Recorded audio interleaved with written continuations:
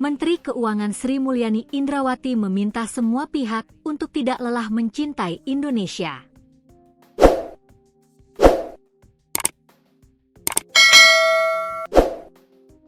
Ia pun menyampaikan semangat demokrasi yang sehat usai rumahnya menjadi salah satu objek yang dijarah pasca demonstrasi menuntut penghapusan tunjangan Dewan Perwakilan Rakyat (DPR) RI. Hal ini dikatakan Sri Mulyani dalam unggahan akun Instagramnya. Smindrawati merespons rumahnya yang dijarah massa, Senin, 1 September 2025. Semoga Allah Subhanahu wa Ta'ala memberkahi dan melindungi Indonesia. Jangan pernah lelah mencintai Indonesia, kata Sri Mulyani, Senin. Sebagai informasi, rumah pribadi Sri Mulyani di Jalan Mandar, Bintaro Sektor 3A, dijarah warga. Penjarahan berlangsung 2 kali, sekitar pukul 1 WIB dan pukul 3 waktu Indonesia Barat. Pasca penjarahan, kediaman Sri Mulyani dijaga ketat oleh puluhan prajurit TNI. Bendahara negara ini mengaku memahami bahwa membangun Indonesia adalah sebuah perjuangan yang tidak mudah, terjal, dan sering berbahaya. Para pendahulu negara telah melalui hal itu. Menurutnya, politik adalah perjuangan bersama untuk tujuan mulia kolektif bangsa, tetap dengan etika dan moralitas yang luhur. Adapun dirinya sebagai pejabat negara disumpah untuk menjalankan UUD 1945 dan semua aturan yang berlaku. Regulasi itu, kata Sri Mulyani, bukan ranah atau selera pribadi. UU disusun melibatkan pemerintah, DPR, DPD, dan partisipasi masyarakat secara terbuka dan transparan.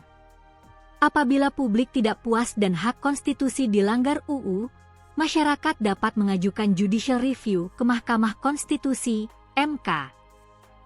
Bila pelaksanaan UU menyimpang, dapat membawa perkara ke pengadilan hingga ke Mahkamah Agung. Itu sistem demokrasi Indonesia yang beradab, tutur Sri Mulyani. Sri Mulyani menyadari bahwa mekanisme yang dijalani tidak sempurna. Namun, memperbaiki kualitas demokrasi dengan beradab adalah tugas bersama. Tugas kita terus memperbaiki kualitas demokrasi dengan beradab, tidak dengan anarki, intimidasi, serta represi, bebernya.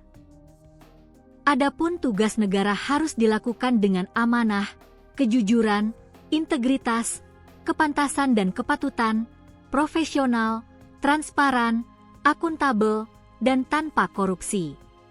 Wanita yang karib disapa Ani ini menyampaikan bahwa diberi amanah sebagai pejabat negara adalah kehormatan dan tugas luar biasa mulia.